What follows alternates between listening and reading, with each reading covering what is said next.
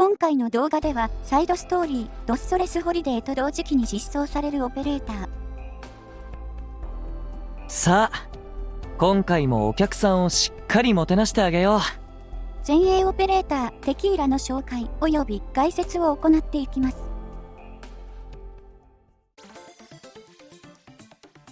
こんにちは。君がドクターだよね。よかった。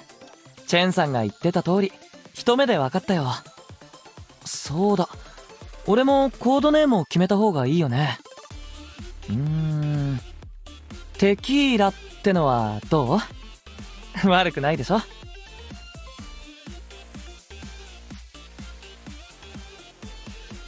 テキーラはドストレスの一件の後にチェンからの勧めでラプルマと共にロドスに加入した人物で、本名はエルネスト・サラズ。ロドスに加入する前は若いながらもドストレスの国際貿易管理部の副主任だったという非常に優秀な人物です。このことからもわかるように戦時下の中で観光都市を作り上げた市長であるカンデラすらも若干持て余していた人材とのこと。性格は非常に明るく社交的で、テキーラのロドスの加入理由が理由だけにチェンとはやや気まずい状況ではあったものの、それすらお構いなしであっという間にロドス内にも友好的かつ爽やかな雰囲気で溶け込んでいっています。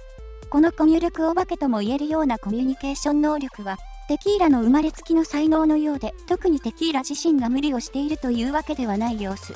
ただあまりにもマイナスの感情が表に出てこないということから、テキーラの周囲の人物は心配はしているようです。このような明るい性格をしている一方で、幼少の頃の生活は決して良いと言えるものではなく、父であるパンチョはシエルト・ボリビアンに所属していたため、家に帰ってくることがほとんどなく、母が重い病気にかかり、パンチョが家にいない間にこの世を去り、パンチョは母の葬儀が終わった後にようやくテキーラの前に現れ、テキーラを故郷から連れ出してシエルト・ボリビアンの予備隊に加入させました。その後、テキーラは軍事訓練を受けていたものの、パンチョが戦場にて敗北を喫し、シエルト・ボリビアンを脱退。パンチョの養子となったラファエラと共に3年間の流浪の旅をした後に、ドストレスでの生活を開始しました。テキーラとラファエラことラプルマは若かったということもあり、早々にドストレスでの生活に馴染み、自由気ままな生活をしていましたが、その後は戦術したようにカンデラの下で働くようになり、徐々に享楽に溺れる生活に対して疑問を抱き、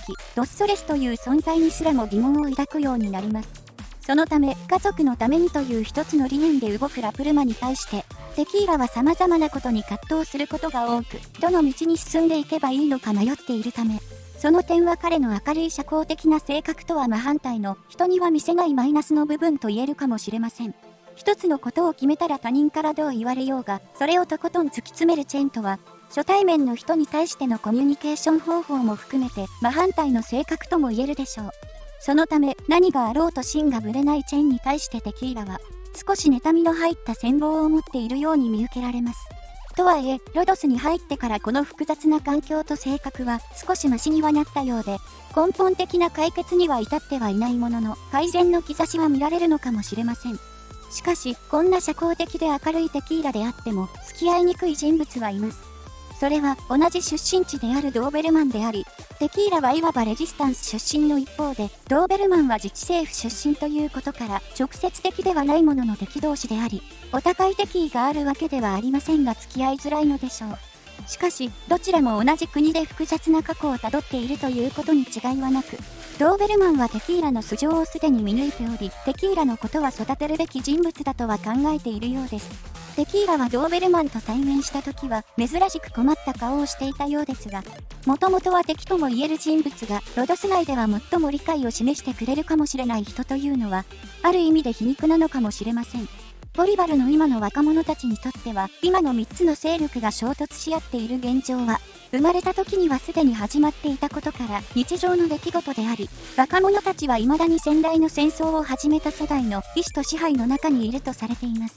一方で、テキーラは戦争のひどい部分を見て、ドストレスからボリバルや他の国々を見て、その意志と支配から抜け出そうとしているため、ドーベルマンがテキーラが育てる価値がある人物だと評しているのは、そういった部分があるからなのかもしれません。ロドスとしても、テキーラの葛藤しながらも、自分の道を探そうとしている姿勢こそが、ボリバルに変化を与えるかもしれないと期待をしているようです。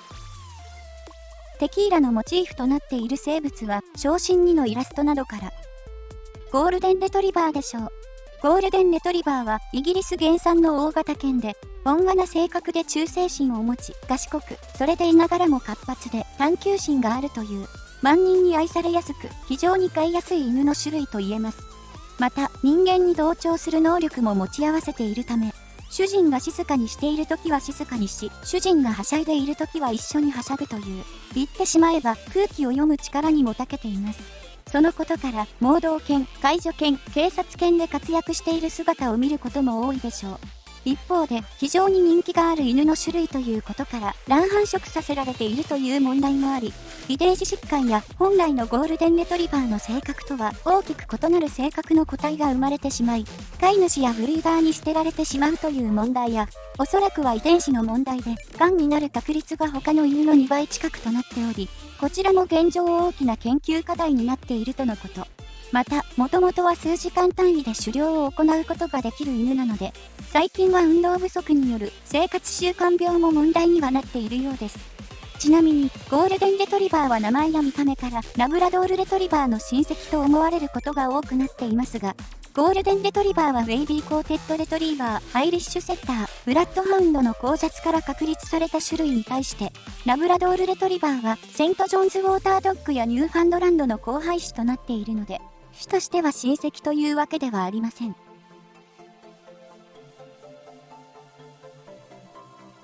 チェンさんに連れてこられたばかりの頃は、こんな日が来るなんて思わなかったな。つまり、今は俺も、ドクターの有力な部下ってこと冗談抜きで、ガイドでも何でもできるから、安心して俺に任せてよ。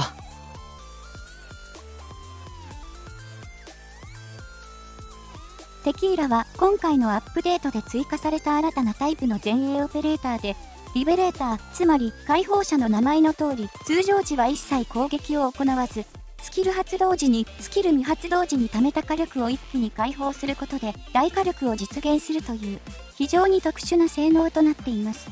ブロック数や配置コストなどのステータスは同じタイプのオペレーターがいないため一概に比較はできませんが、テキーラは配布オペレーターということもあって潜在なしでの配置コストはやや高めに設定されていながらも、それでも最大13という前衛オペレーターとしてはかなり低い配置コストとなっています。潜在を完全に強化すると配置コストは10となるので、潜在強化なしのフリントと全く同じ数値となります。特性の効果は、テキーラはスキル未発動時は一切攻撃を行わず、ブロック数が0になるというもので、動作としては天人化やエリジウムがスキルを発動している時と全く同じものとなります。ただ、通常時は一切何もしないというわけではなく、スキル未発動時は攻撃力が40秒間かけてプラス 200% されていき、スキルが終了するまではその攻撃力が継続、スキル終了後は攻撃力の上昇値が0になるという効果も持ちます。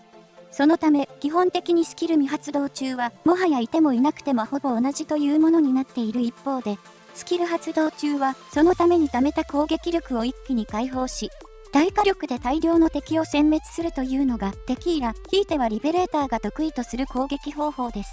攻撃の形式としては、ビーズワックスやカーネリアンに近いと言えます。HP や攻撃力などのステータスは、特に耐久面の数値がやけに高く、HP はまとい丸に次ぐ4位、防御力は前衛としては最も高く、実耐性に至ってもラップランドやムースなどと同じ数値となっています。一方で、元の攻撃力は前衛としては最も低く、キャッスル3よりも低くなってしまっています。とはいえ、この攻撃力でスキルを発動させることはまずないので、攻撃力の低さを実感することはほぼないと言っても過言ではありません。素質、機会を待つは、テキーラがスキルを発動していないとき、敵から攻撃を受けた際、敵に術ダメージを与えるという反撃系の効果となっています。戦術したようにスキル未発動時はテキーラは攻撃をしないため、唯一の通常時の攻撃手段ですが、攻撃力が最大の状態でも敵に与えられるダメージはそれほどではない上に、ブロック数が0なので近接攻撃の敵からは、そもそもブロック数を増やしでもしない限りは攻撃を受けないため、この素質によるダメージはあくまでも補佐的なものにとどまっているので、あまり気にする必要はないでしょう。テキーラの潜在強化による強化内容は、コストマイナス1、再配置時間マイナス10秒、コストマイナス1、素質強化、コストマイナス1。となっており、戦術したように典型的な配布オペレーターの強化内容となっています。現状ではテキーラと同じタイプのオペレーターが存在しないので確証はありませんが、これまでの配布オペレーターの傾向を見るに、配置コストや再配置時間は潜在強化をして通常のオペレーターとほぼ同等かやや下となるため、潜在強化に関してはテキーラもほぼ必須と言えるでしょう。印もイベントで貫突分まで入手することができるので、イベントをきちんとこなしていればさほど難しくはないはずです。スキル1、即断即決は、スキル発動中、攻撃速度が上昇し、敵に攻撃力の一定の物理ダメージを与えるスキルで、スキルの内容としてはプリムなどが所持しているスキル、迅速攻撃に近いものとなっています。性能としては非常にシンプルなものとなっており、基本的にはテキーラの攻撃力を上昇させ、攻撃間隔をスキルレベル7であれば 0.87 秒に、特化3であれば 0.8 秒にするだけのスキルであり、テキーラの特性と組み合わせて短い間隔で高火力の物理ダメージを単体の敵に叩き込むことに主軸が置かれています。そのため、このスキルが発動している間は性能的にはメランサといった単体前衛に近いものになると言ってもいいかもしれません。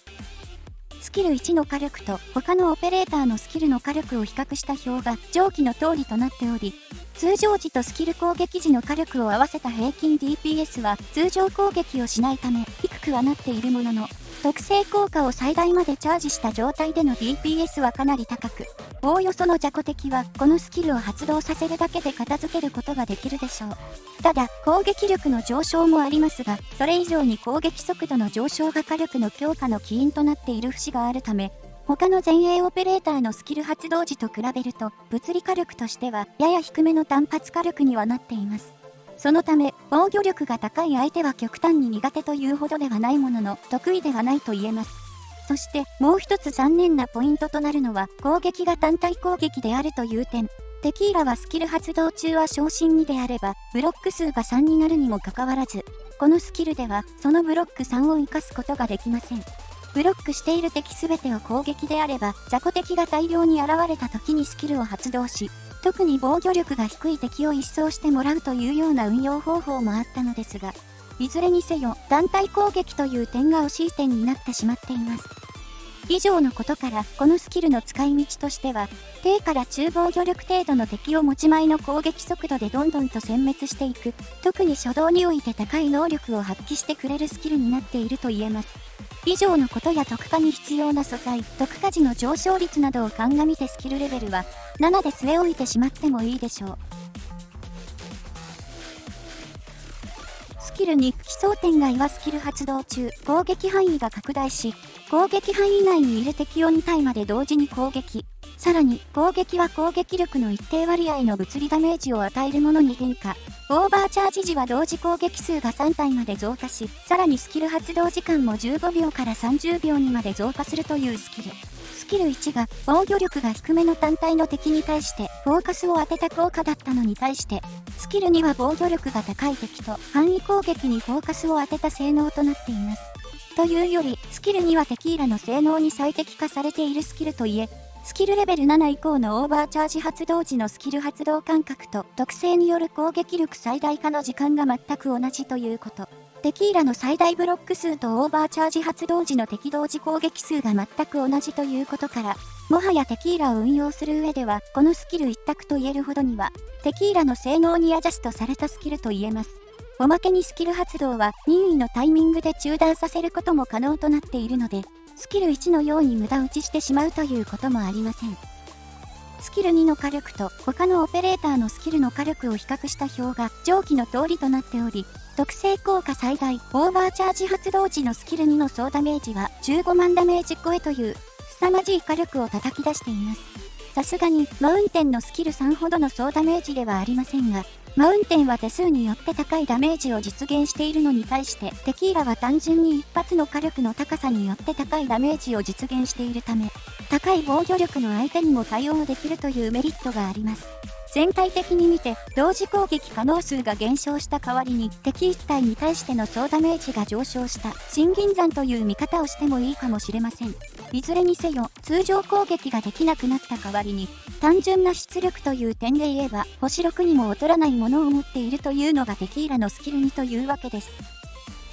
なお、スキル1にも言えることですが、ラクシースカジのスキル2と組み合わせることで火力はさらに上昇し、最大まで強化したスキル2の火力は単発3500を超えるという、決戦スキルと見まがうような火力となっています。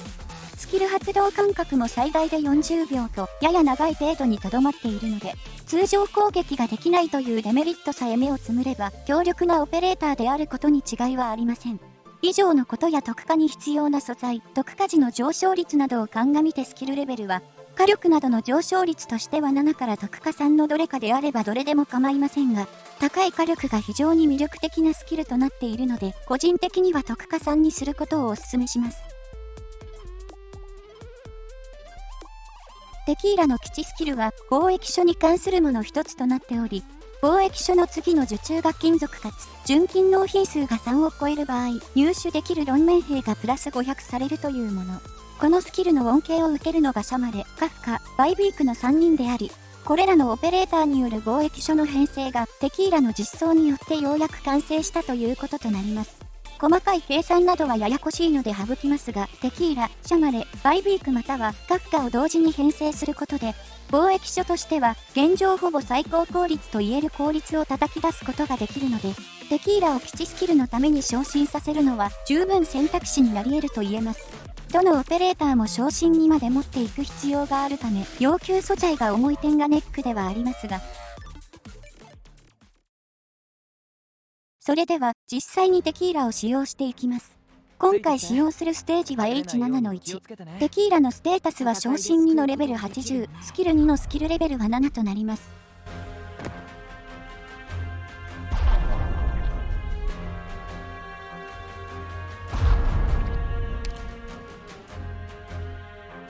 チェーンソーのうなり声が聞こえる？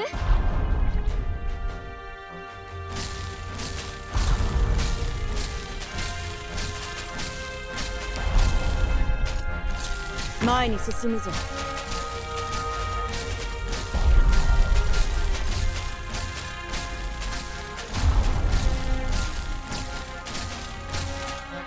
ただ一瞬です。テキーラは素質によって通常時は反撃能力を所持しているため、狙撃兵からの攻撃を反射し、ダメージを与えていることがわかります。攻撃力はこのように通常時は徐々に増加。反射ダメージにもこの増加した分の攻撃力が上乗せされるため、砲兵のような遠距離の敵に対しても大ダメージとまではいかないものの、ちまちまとダメージを与え続けることは可能です。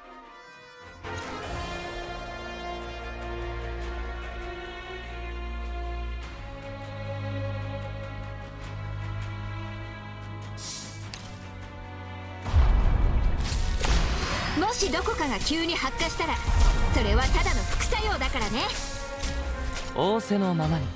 オーバーチャージスキル発動後はこのように攻撃が3体同時攻撃となり、比較的防御力が高いパトリオット部隊の敵が相手でもダメージを与えることができています。スキル発動中はブロックも可能となるので、雑魚敵程度であればテキーラ短期で全て仕留めてくれるでしょう。手助けはいる？敵が大方片付いた後はこのようにスキルを停止させてしまえば無駄な時間を過ごすこともありません。スキル終了後は終了直後から攻撃力は再び上昇を開始します。こんなの悲しいです。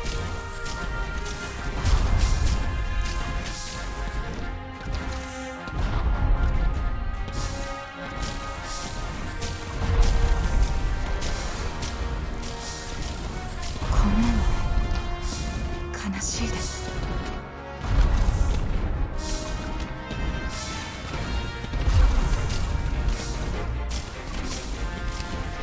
仰せのままに。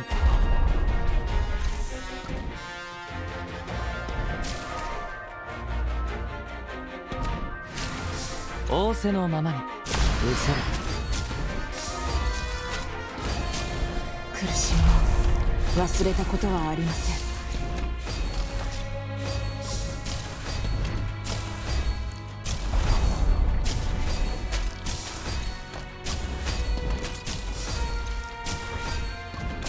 こんなの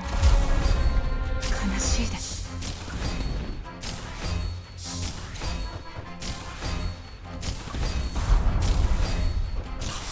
仰せのままに。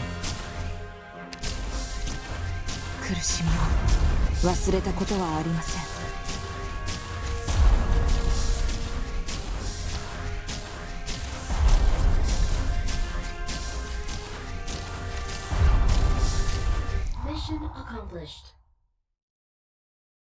すべては秩序にのっとるべきだ。摂理に反することなど誰にも許されない。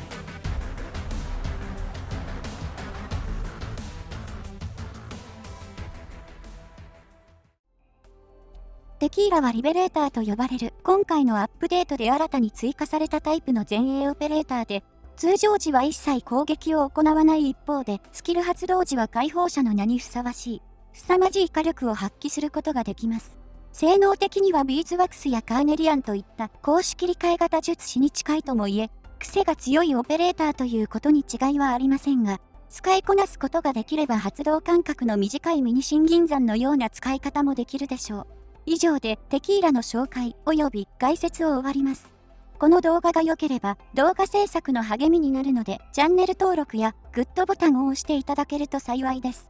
ご視聴ありがとうございました。ドクター、前回の任務報告書だよ。事後処理も全部やっといたからさ。安心して。問題なんて起きないから。一緒に手間暇かけて立てた計画だし、変なことに邪魔されたら萎えちゃうでしょ？